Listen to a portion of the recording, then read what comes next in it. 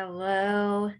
What a pleasure it is to be here with all of you in the family, whether I'm riding with you to work right now or sitting with you while you breastfeed your baby. Hi, Jay in Georgia, or wherever else you might be. Maybe you're on the treadmill or out for a run. Not here in Kansas because it's 3 degrees outside right now, but maybe you're out for a run if you live somewhere a little warmer, or maybe you like to run in 3 degrees. I don't know. That would be Jenny in Connecticut. Hello to you. Anyway, it really is a privilege that I get to spend this time with you, and that you all have spent so much time with me in these conversations, whether you've been a guest on the podcast and actually have physically been here in a conversation, or the amazing texts and DMs I've gotten from all of you. They're deeply appreciated, and I understand that, like I said, it's quite a privilege to be able to do this work. So welcome to 2022. This is our first podcast of 2022, and I don't know about you all, but I had the Sunday scaries yesterday for sure, which is crazy because I actually really like my job now, but I've definitely had the Sunday scaries at roles in the past where I've liked certain aspects or many aspects of my role a lot less than I do my current role, where I'm sure most of you heard the Sunday scaries, where you anticipate the misery that is ahead of you in your work week. And for me, it wasn't misery that I was anticipating, but it was just what I'll call a holiday hangover, right? Like, I had an amazing opportunity to spend a lot of time. What a privilege to be able to, of course, also, I didn't have choice. My children's school is closed the 23rd of December through, like, they open back up today. Today being January 3rd, because obviously this will drop on the 4th and some of you won't be listening to it for who knows. So, but 2022. And so I had the privilege and also the obligation to be home with my kiddos a lot more, and exhausting, obviously, but such a great time to actually get to see them for more than the few hours during the work week that I did. And so I just kept thinking how sad I was that I was going to miss them, and the time that I got to spend with my husband and the friends and family we got to see. And it's never enough time. It's always too short, blah, blah, blah, wine. But truly, I mean, I think we all feel that way. And maybe sometimes we're done. Maybe sometimes we're like, okay, bye family. I'll see you again in 11 months. Thank you. Take care. But for me, I was very sad about that. And so I was just contemplating that holiday hangover, and thinking about, so obviously the most important thing to do is fine. So we'll get to that. And then later kind of talk about some of the things that I do for some self-care, and some tips and tricks along the way that might be helpful for you with your holiday hangover as you get back into the reality of what the real world is as we start off 2022. So one of the things, it's a real loose association, but roll with me. It just popped up on my Instagram earlier today, and I was like, okay, that actually makes me think about my topic for the podcast today. So I'm going to mention it. So the quote that I want to use for today is from the one and only Mr. Rogers, not Tom Hanks, although he's amazing too, but the real Mr. Rogers. Often when you think you're at the end of something, you're at the beginning of something else. And so again, kind of a loose association, because the end of the holidays, for some people, very, very specifically, could be quite the end of an era. I'm not going to go into all the lists of why that could be, but I do want to hold space for that and say that if you left this holiday season with a loss, with grief, with that being the end, a true ending of something, not just the end of Christmas, the end of New Year's Eve party, it's my favorite holiday of the year, like, but something true and genuine to you that's maybe feels more difficult for you than just the holiday hangover and the Sunday scaries. I want to hold space for that as well. But yeah, I try to look at that. I love the solution focused nature of that conversation, of that quote. He's saying, like, yeah, it's the end of something, but what's next? Where are we going from here? And just because that thing is ending, it's opening you up for some new opportunity. So getting back home, getting back into the seat to get into work. Perhaps some of you have some new opportunities coming for you in 2022, or big changes, or whatever that might be. And so that's kind of the energy that I wanted to bring into 2022, not just about the weekend and me being sad that I don't get to see my kids all day today, but the entire year globally. And I know we're all kind of tiptoeing quietly into 2022. No one's proclaiming it as their year, because we've had a really rough 2020, and 2021 wasn't much better for a lot of us. It was in certain ways. For me, I have some great things and some less great things. But so we're all tiptoeing into 2022, but we're also, I'd like to think of it with an optimism for what's to come. So for me in this specific case, I'm talking about the holidays being over means it's time to get back to work. That's it, right? It's time. So I got a lot of things that I want to get done this season, this year, and I'm really optimistic and energized that I have the privilege to be able to do some of the things that I get to do. So when I say holiday hangover, I don't literally mean a hangover, although I do have to, again, tangential Meg. I was laughing that this was what I decided I wanted to do my topic for today, because my syllabus for my University of Kansas social welfare graduate program, my syllabus is due on the 4th, which is the day this will all come out. And I submitted it to my faculty mentor today. And it's funny because I'm reading this book, and I'm going to read the title out loud for those of you who are not watching on the YouTubes. It's called Buzzed: The Straight Facts About the Most Used and Abused Drugs from Alcohol to Ecstasy. And it's really fascinating and interesting, very scientific, lots of mucous membranes and lots of science, which, my degree undergrad is business and my master's degree is in social work. So I haven't done like biology since 10th grade, 11th grade, 10th grade. Anyway, doesn't matter. It was 10th grade. Doesn't matter.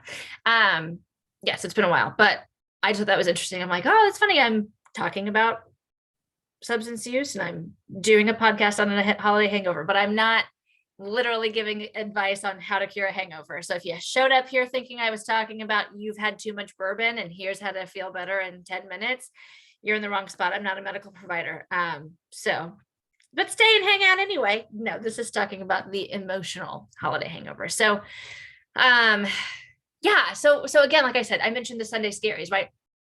So we were very lucky to be able to drive to Dallas and be around friends who we love, cherish, and adore for our godson's birthday, most importantly, obviously. And then also what we call Mustache Man Day, because it's a long story. I'm going to bore you with it because you're here and you're listening to me anyway.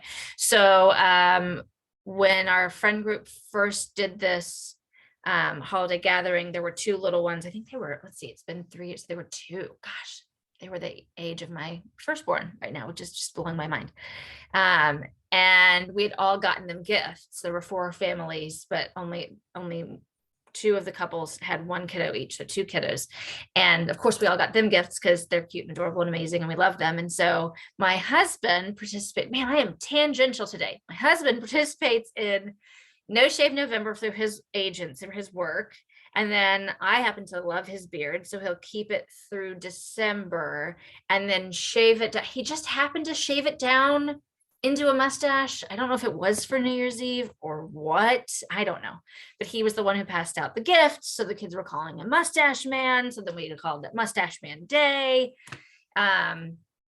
which is essentially New Year's Day. But then this year we decided to do a Canadian Observed because we wanted to leave Saturday to get home and then have all of Sunday to just rest and relax and recover, which I'm glad I did, because as I said, I don't know, I might have actually like cried a little bit as I left on Sunday, but knowing that I had a full day with the kids, not in the car, that wasn't how we were going to round out our time together on the holiday, was really nice for me. So, so save that to the list of my possible ways for you to help a holiday hangover for next year, is maybe give yourself a day, a rest period between holiday and getting back to work and sending the kids back off to school.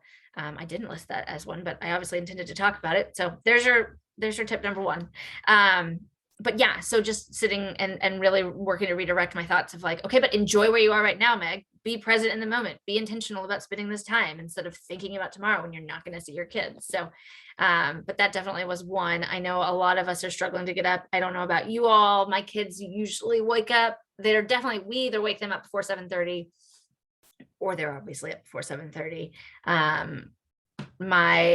We're very lucky. My little one has slept very well through the night, very early, insanely early. Like, who are you?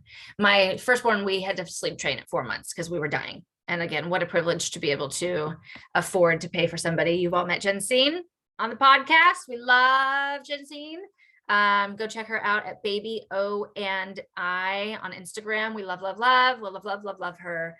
And what a privilege it was for me to be able to pay somebody to help us get him into a space. So he wakes up usually between 6:30 and 7:30 And if he's not up by 7:30, we wake him up. So for us, sleeping in is kind of a relative term. Like not like you used to do, and you'd be able to get up and stay up and then, sleep in. But for some of us, I know we really were able to sleep in. And then the alarm went off again today at, I don't know what time you all get up, 6:15, 5:30. And meanwhile, you've been sleeping in for a week or a handful of days and again, I want to acknowledge that this is me talking about a place of privilege where some of you were like, woman, I did not get a single day off because I work in a hospital or I work, wherever you work. I want to salute our healthcare workers and everybody who don't have like I said, I'm going to use the word privilege. I've used it at least 10 times in this conversation already, because I am chock full of privilege in this discussion because I was able to take this time off and all of that. So anyway, yes. So it's important there, you've been sleeping in, you've seen it, you felt it, you got a little bit more sleep. Even we got a little bit more sleep, and it was just nice every single time to know like we don't have to be up for something, or well, we did on the days that we traveled, but otherwise it was nice. And then you come into Monday and it's like, oh, I have to be up at this time because I have to get my kids ready to go, and I have to get to work myself, or I promised myself I was going to start working out on Monday, and all of these new ideas. I'm not going to use the word resolutions because I feel like we make fun of resolutions, like, oh, New Year's resolutions, they're not real, we don't do them. But whatever you're doing, I support you. I've got your back. Actually, shoot me a DM. Let me know what your plans are for this year. I'm excited. I'll be your cheerleader and support that. Yeah. So getting up, and it's so hard that first day where you have to be back out of bed and you have to be up, and maybe you do actually have a holiday actual bourbon hangover, which I hope not for your safety and sanity, but if you do, that obviously makes it more difficult. But generally, just getting the motivation to get up and be productive on after you've had any time off, can be so difficult. And for those of you who work in an office and you have to go in and be like, yeah, how was your holiday? Oh, my holiday was good. How was your holiday? Oh, my holiday was good. I don't know if you enjoy your water cooler chat or not. It's one thing I miss about working in private practice, is not being able to randomly stop to talk to somebody in their office on my way to the bathroom or something. But for some of us, that small talk conversation about your time off is less than enjoyable. So yeah, so some of those things for sure, it's like, yikes, I'm not looking forward to having to do that. And then I finally am at least feeling up and awake, and maybe got your coffee going, your caffeine if you use it in the morning. And again, that motivation piece is tough. So that's for sure. And I don't know, it's something else that I thought about too, is like, did any of you, if you're lucky enough to have time off from work, because obviously you don't have time off from you might too. You might have taken time off from your kids. Maybe somebody was able to watch your kid and you were able to go to Tahiti for Christmas. That would have been amazing, right? I don't know. Good for you. But for those of you who didn't have something prescriptive going on, like, oh, we have to be here on this day, and we have to, like, that's how I know what day it is, because I know which clients I see which day, right? I know that my podcast drops on Tuesdays. So those are the things that are really helpful for me. And coming back to a schedule is like, what? Because there were literally days last week where I was like, wait, no, today's Friday, today's Thursday, today's Friday. Is today Friday? Today's Thursday. What day is it? And so it's like, I have to now be responsible for a calendar, which I am 100%. I have a paper calendar sitting right here. I've got color-coded pens. This is for this. This is for that. Because I need to see it in front of me. I will forget. My ADHD, diagnosed in 1994. I will forget things. I'll miss things. I have a list of all the things that I do need to get done. Very helpful for me. But like, getting from that shift of like, oh, well, we don't really have any plans to be anywhere, and it doesn't matter what date it is, to it's Monday, you have a 10 o'clock at this, and you have an 11 o'clock at that, and that's quite an adjustment to get yourself back on the train tracks there of moving down to specific paths and making sure getting back into that routine. So I feel like that one's a little easier for me to get back into, of like, oh, okay, well, I obviously know today's Monday, and I think I'm going to be away that tomorrow's Tuesday. And right. So, but that is definitely one thing that I think the holiday hangover is another piece to that as well. And then, yeah. So, and then one of the things that I think about too is like, do you ever kind of feel like the excitement's gone? Like, what do you have to look forward to? Again, it's funny. I overheard my husband and his dad on the phone yesterday. I don't know what they were talking about, but I remembered his dad used to work in corporate world. And he was like, yeah, and it's crazy because, you have all of this time off, again, for those of us who are lucky enough to have the time off for Thanksgiving and then Christmas. And then New Year's Eve, especially, that's like 1 week apart from each other. So it's really interesting of like that. And it's like, and my father-in-law was like, what do you have to look forward to next? Like, what's your next big thing? Like, 4th of July is obviously 7 months away, right? And then some of us are lucky enough to be off for President's Day or Martin Luther King or Indigenous Peoples Day. Certainly, hopefully a lot of us get that off. So, but yeah, it's kind of, again, holiday hangover. Literally, this is what I'm describing, right? It's like, oh, what do I have to be excited about? Like the same clock in, clock out, or whatever it is about my job. I feel like you're missing, like, wouldn't it be nice to be independently wealthy and just be able to travel and explore new places and teach your children new things and talk about what's going on in the world, and instead of being beholden to getting up, my Fitbit watch going off at 6:15 and getting up and getting the groove on and getting back to the grind.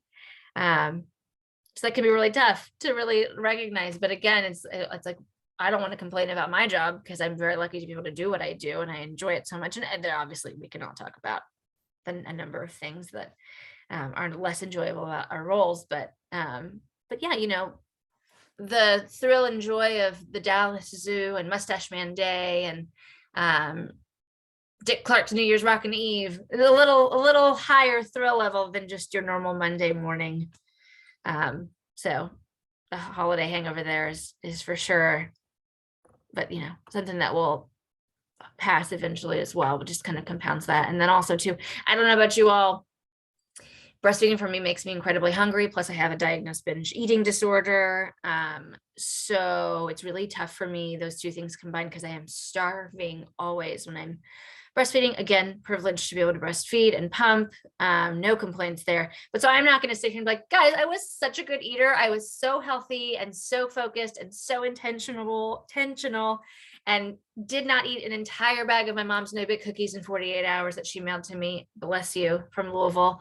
No, I'm not going to say that because that's inaccurate, but I do feel like holidays definitely give us that space for even more of that behavior. I almost use the word glutton, but like, I don't know, when are we not allowed to have joys in life? I'm not here to talk about restrictive eating ever. I'm not here for it. So do plan on having a registered dietitian on one day. I think she'll agree with me about not restricting your diet, but also making healthy eating choices, right? And I think sometimes we are wont to not make those healthy eating choices when we are around family or celebrating something, or have an extra glass of champagne, or champagne at all that you wouldn't usually have on what day was New Year's Eve? Well, it was a Saturday, so might have champagne on a Saturday, but I'm not usually having a champagne on like a Tuesday. But or those extra no-bake cookies, or for me also 3 heaping scoops of mashed potatoes, right? And so maybe you previously felt organized and on top of it and clean-ish eating, intentional eating, I'll say. And now you've come home and your suitcase still isn't unpacked from your trip to Mexico, or your refrigerator's empty and you don't have time, you don't have anything to do to meal plan for the week. So then you had to order pizza last night or whatever it might have been. That can be something too, where it's like, oh, look at me. I've failed at life. All of these great things that I put in place and I let them all go to the wayside because it was Christmas, or because it was New Year's Eve, or because I went to my family's house to celebrate Hanukkah, and we were there for however long you were there for Hanukkah, and we eat copiously and all of these activities. So, but first of all, I would like to encourage us that we're all allowed to have I don't know if you like to use the word cheat day. Again, cheat is maybe not the best word, air quotes for those on the podcast. We can't be perfect, and we shouldn't ascribe for perfection. We talk about the gifts of imperfection with Brene Brown, right? So that certainly applies in your not dieting, but what you consume as well. So trying to not be too hard on yourself about that, and figuring out the ways to do that. So all of that rambling, let's bring it into solution focused. I'm a solution focused kind of gal. Let's figure out what we're going to do to move forward. So instead of focusing on the symptoms of the holiday hangover, we're going to talk about, I don't want to use the word cures because, it'll still be there, but some of the actions, the intentional actions we can take to move forward. And the first one I'm going to start with is actually the one that makes it seems counterintuitive at first, is take a break. Take a break, y'all. Take a dang break. I got to tell you what, I'm going to tell you that I didn't do this. I'm going to blame myself. I'm going to call myself out. Therapist, listen to thyself, to thine own coping skills. Didn't do it. We came home yesterday. We got the stuff unpacked. I watched the kids, my husband unpacked the car, and it was disgusting because we drove for 4 hours in so much snow and ice. I went and got my car washed this morning. That was a nice little moment of luxury for me because my car was so disgusting. It was gross. Again, privilege. But so we did that, and then we were like, okay, yeah, we're gonna, or that was Saturday night that we did that. And then Sunday we were like, okay, so now we're gonna, when the babies go down for nap, we got to go across the street and get, our neighbors got a couple of packages. My brother sent our Christmas gifts, which was amazing. And both of them are such a delight and wonderful. And so I'm going to go get those. And then I'm going to come here. I'm going to get those open, and that'll be ready for the kiddos when they get up from the nap. And we're going to take the Christmas tree down, and all of the Christmas, we celebrate Christmas, by the way, I keep saying Christmas. So whatever you celebrate, but for me, it's Christmas. And everything, and I got to wash all the Christmas hand towels and put everything away, and and I, put all the ornaments away. And I have 51 nutcrackers, my husband counted. And he put all the nutcrackers away, and I put the Christmas tree ornaments all away, and then we put the Christmas tree together.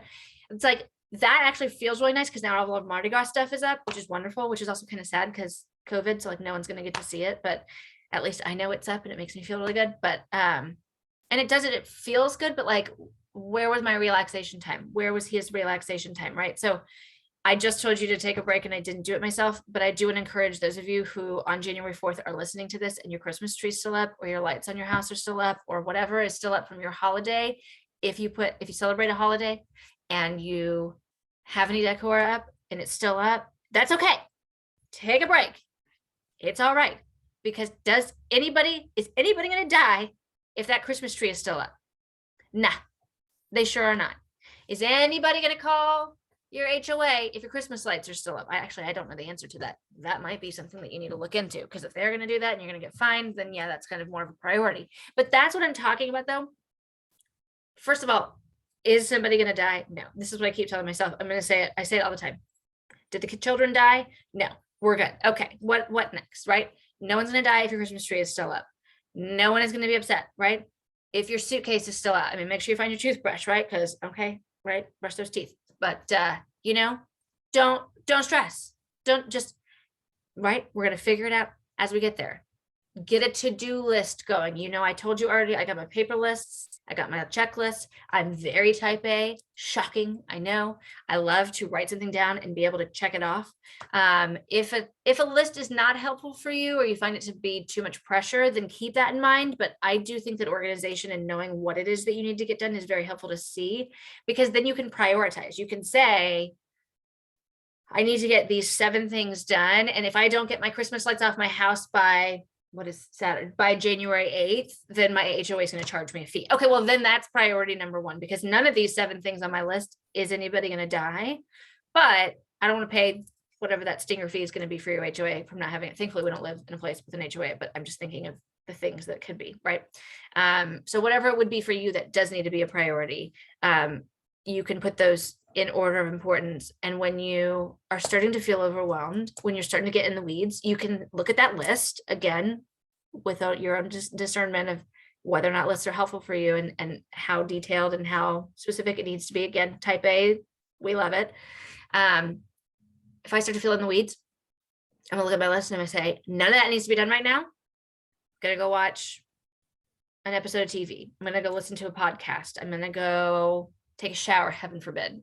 That's tough when you've got 2 kids running around, but whatever it is that you can do where you feel like you can take some time where you don't feel pressured and overwhelmed, that can be so helpful to be able to check that off. So am I going to die? Is anybody going to die? Am I going to get charged money for something? Am I going to have a late fee? Do I not have food in the refrigerator? Yeah. So then get your grocery, whatever your grocery situation is, that needs to be done.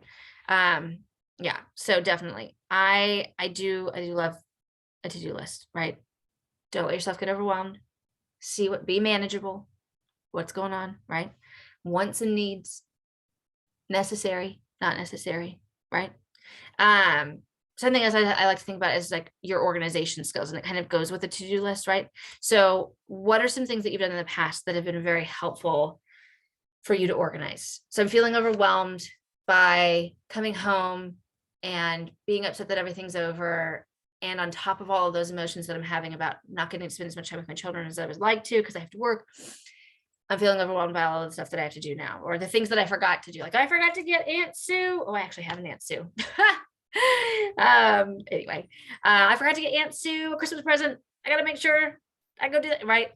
So what are some things that help you to feel organized, that help you to feel, where's your moment of zen when it comes to organization? And for me, again, type A, I like things to be organized. I like to know where things are going and what's happening. That is a moment of zen for me. So for you, that's not a thing, but like, in the past that if you do something else, that might be very helpful for you as well. Making sure that these are the things that can be helpful. One of the things that I kept doing myself yesterday was self-talk, right? So I can sit here and pout internally about how sad I am that I don't get to see my kids tomorrow, which is today, which for you all will be yesterday because you're listening to it on a Tuesday and today is Monday. Anyway, on Sunday, I said, I'm going to be upset that I have to take my kids back to school and I have to spend time with them. Do I want to sit here and be whining about that to myself and let myself put myself in a worse mood because of this automatic negative thought that popped into my head? Or do I want to silence that voice? Thank you for the awareness, internal voice, Meg. Yes, I know that that's going to happen, but why not spend the time that you have right now intentionally and be excited about something that's going on right now? So that self-talk piece, that awareness, that's what we're always talking about, is walking through life with intentional, right? Like intentional thought, being aware of what's going on, important. So how you're going to talk to yourself, how you're going to allow yourself to think, right? We can't stop automatic thoughts. They're automatic. It's in the title, but you absolutely have control over working toward awareness of those automatic thoughts and then how you decide to move forward with them. Do you want to walk down that line of negativity, or do you want to retrain that brain and go the other way, which talks about mindset, perspective, right? I'm not here for the trauma Olympics. Y'all have heard me say that in many of these podcast episodes. I'm not saying, well, so-and-so has it worse. So-and-so didn't get to do it. So-and-so doesn't have, no. No, what I'm saying is be aware of what it is for your own perspective of things. Don't participate in the trauma Olympics, but having a good mindset, having that perspective of being able to say, like, I am excited about these things. I do have this in my life. I'm looking forward to this, right? So not because somebody else doesn't have what you have or doesn't get to do what you do, does that mean you're not allowed to be upset? You feel your feelings. Your truth is valid. It is what is for you. So absolutely. And then finally, one of my favorites, watch cute baby photos. Team, that's what I do. I sit and scroll on this phone right here. I do it when I put it over an app sometimes. Does anybody do that? You feel like such a weirdo. You're like, I'm so exhausted. I can't wait to put them down and just have a moment where I can take a shower or eat a meal that's warm with both hands, or whatever else thing that I was supposed to do, or maybe do absolutely nothing, but know that I don't have to be responsible for somebody being alive right in this moment, right?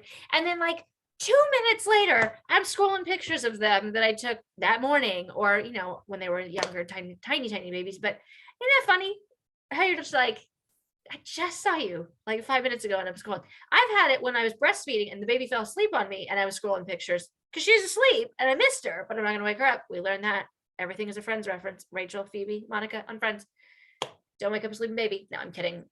There are more components to not waking up a sleeping baby than just don't ever wake up a sleeping baby. But anyway, if you watch Friends, it's a joke. If not, you're like, Meg, you're rambling. I'm rambling either way. But that's one of my little things that I like to do, which I think I've seen a lot of my mom groups that are like, does anybody else just scroll pictures of their kids? So yeah, and I'm grateful in a space of gratitude for having the opportunity, having the time that I did get to have with them, having that perspective, again, not from a place of trauma Olympics where other people have it worse, so I'm not allowed to be sad, but recognizing in gratitude what I do have and the privileges that I do experience, and then moving forward, knowing that they're in a good space. We're very lucky with where they go to school. They're well tended. They're going to come home so excited. Well, one of them's 6 months old. I don't know if she's excited, but my 2.5-year-old sure will be, because he got to see all of his friends and he's always talking about. They learned the first letters of their names, and so I don't want to use any of their names. So let me take, so J is for Jill. And so he was going through and listing everybody. So he'd bring me all the letters. J is for Jill. And I'm not gonna do it anymore because I don't want to actually say one of their real names. But so he was excited to get back to school. I'm excited for him to get back to school. They're going to learn so much. Everyone's well taken care of. We're very blessed. We're very privileged. We're very lucky in this space. So those are some of my thoughts on the holiday hangover. I myself experienced it. I had the Sunday Scaries holiday hangover. Lots of alliterations there. So I feel you. If that's you, we are one team, one dream here. Absolutely. Those are some of my thoughts on ways to deal with it. So if you have any New Year's resolutions or whatever you'd like to call them, if we don't like the word resolutions, that's fine. Shoot them to me in a DM.